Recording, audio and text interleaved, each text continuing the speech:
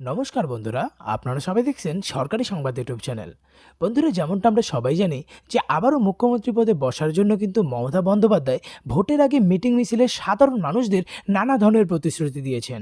আর বন্ধুরা, ইতিমধ্যে আরও একটি বেকার যুবক যুবতীদের জন্য নতুন প্রকল্প শুরু করলো মমতা সরকার।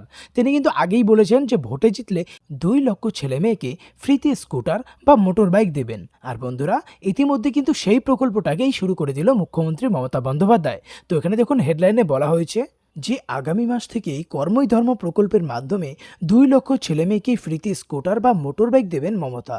এই প্রকল্পে আবেদন করার জন্য কি কি ডকুমেন্টস লাগবে, আবেদনের জন্য কি কি প্রাথমিক যোগ্যতা থাকতে হবে, কিভাবে আবেদন করবেন, সবটাই এই বিস্তারিত খবরে বলে দেওয়া হয়েছে। তবে তার আগে বন্ধুরা, যদি আপনিও এই ফ্রিতে স্কুটার বা মোটর বাইক পেতে চান, তাহলে কিন্তু সবার প্রথমেই এই ভিডিওটিকে একটা লাইক করে দেবেন। এরই সঙ্গে লাল রঙের সাবস্ক্রাইব বাটনে ক্লিক করে বেল নোটিফিকেশনটা অল করে দেবেন এই ধরনের দরকারি আর গুরুত্বপূর্ণ খবর পাওয়ার জন্য। তো এখানে দেখুন, প্রথমেই বলা হয়েছে যে মুখ্যমন্ত্রী মমতার প্রতিশ্রুতির বাস্তব প্রতিফলন ঘটতে চলেছে, এমনটাই জানালো নবান্ন। গ্রাম বাংলার বেকার ছেলেমেয়েদের কর্মসংস্থানের লক্ষ্যে উদ্যোগী হলেন মুখ্যমন্ত্রী মমতা বন্দ্যোপাধ্যায়।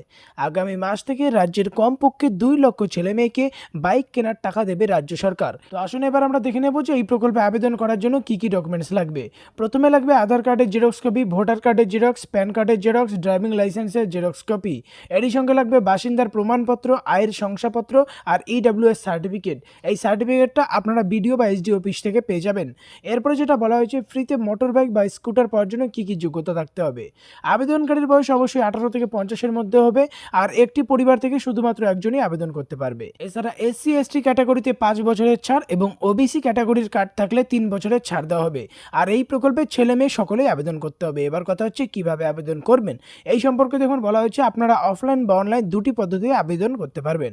নবান্নের তরফ থেকে জানানো হয়েছে কিছুদিনের মধ্যেই রাজ্যের অফিসিয়াল ওয়েবসাইটে এই আবেদন প্রক্রিয়া শুরু করা হবে।